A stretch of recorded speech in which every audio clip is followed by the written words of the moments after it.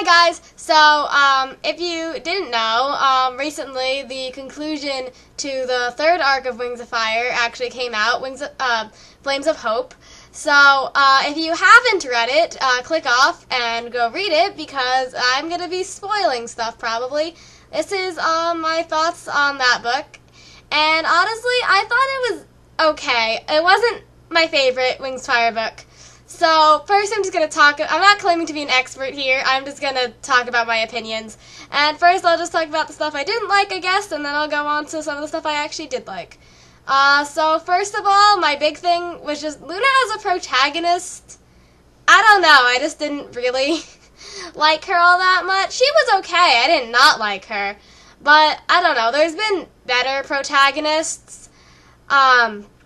She wasn't as interesting as some of the other protagonists that have been in this series. She just kind of, her big thing was that she wants to change the world and all that, but we don't really know why her motivations and her character is kind of like that. She's kind of just, well, I'm a rebellious Silkwing, and then her interest in tapestries. I did like her interest in tapestries. That was pretty cool. But she was kind of just like, yay, I want to change the world. And she didn't really have that many flaws other than she doesn't like cricket at first, which I did like that she eventually kind of grew to trust cricket a little bit more. But at first, her not liking cricket and also apparently she hides her feelings a lot, but that really wasn't explored much, and I feel like that's been done better with characters like Sundew. But anyway, also, the plot of this book, my main thing was that she was kind of just doing nothing and kind of more watching the other characters while she was in that weird, like, limbo state, being controlled by the plant with Lizard and all that. I was kind of like, that was interesting, but also she wasn't doing anything, so I was kind of just like, okay, then why don't we have the perspective of, like, the characters that are actually doing things right now? Like, why didn't we have, say, Pineapple's perspective? Because he was actually in one of the scenes where they're escaping and not just Luna watching this. Also, Cottonmouth was kind of like, I mean, I haven't gone back and reread for clues, but I do not believe that Cottonmouth was, like, really foreshadowed as existing. I kind of wish that, like, him and Lizard or Freedom had been, like, foreshadowed, or, like, I feel like it was kind of out of the blue that they existed, although I did like that we learned a little bit about the Scorching from their existence, but they were kind of just they felt a little shoved in there, like, no, they made sense for the plot, but I feel like it was like, oh, it's not just the plant, it's also the human person, which also the humans, it was like, I'm not one of those people who are super against the humans being included, but I also really don't care about them as much as I care about the dragons, and there were definitely some humans in this book.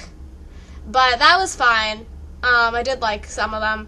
Like, I mean, I don't care about Axolotl as a person, but I did like that they named her Axolotl. I mean, come on.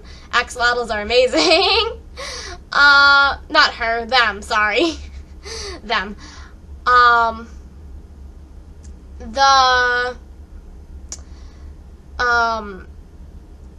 I talk about some of the stuff that I did like. I did like the flashbacks. The flashbacks,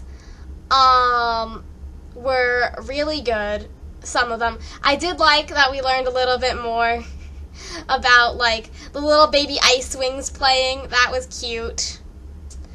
That little scene where we got to see a little bit more of Jambu was pretty cute. Yeah, I miss Jambu. I haven't realized we haven't really seen him in, like, since, like, book 3. So that was cool. What else? I liked that Pineapple and Bog sort of had, like, kind of personalities. They pretty basic, but at least they had a little something. But at the same time, they weren't, like, fully fleshed out characters or anything.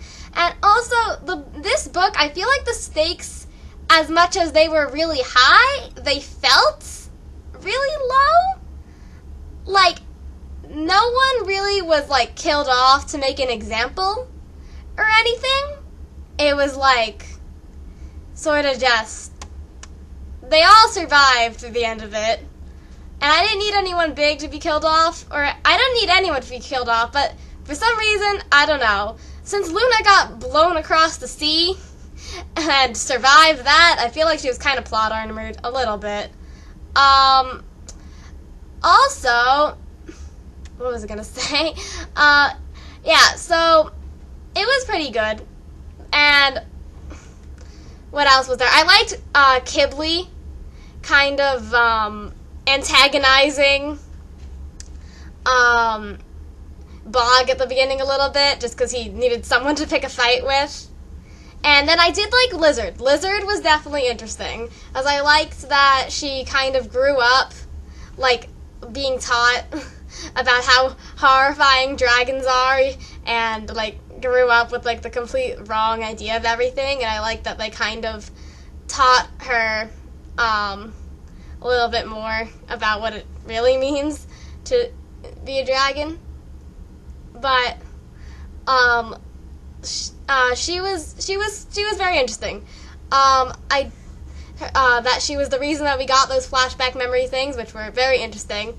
Although I feel like there was a little bit too much time of just, we need to convince Lizard this in order for her to tell us something, and not Luna doing anything. It was more like Luna gets Moon to help her out, to show Lizard the memories.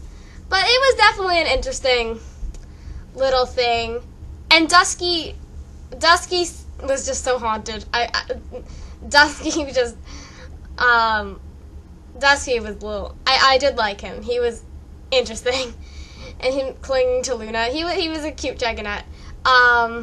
And I felt kind of bad for him. Luna face planting into the plant was not her smartest move, I will say, but I mean, heroic attempts, I guess. Interesting.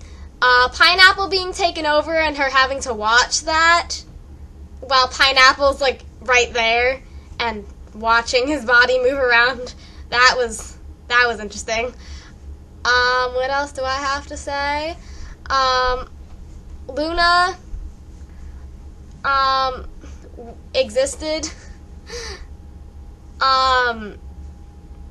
I did like all the team members that were chosen to go on this quest, although we didn't really spend much time with the team members because they were, you know, away from Luna, because Luna ventured off to go get herself almost dead.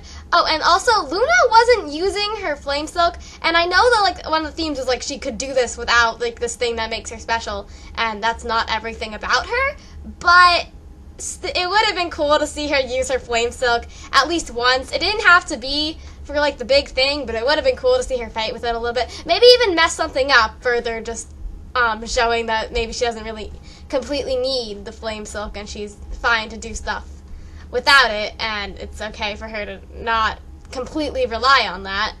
But, you know, it was still cool.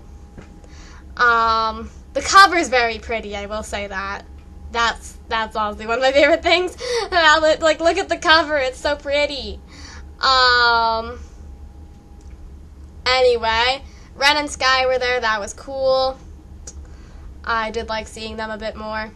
And we're almost done with the speed paint. So, bye!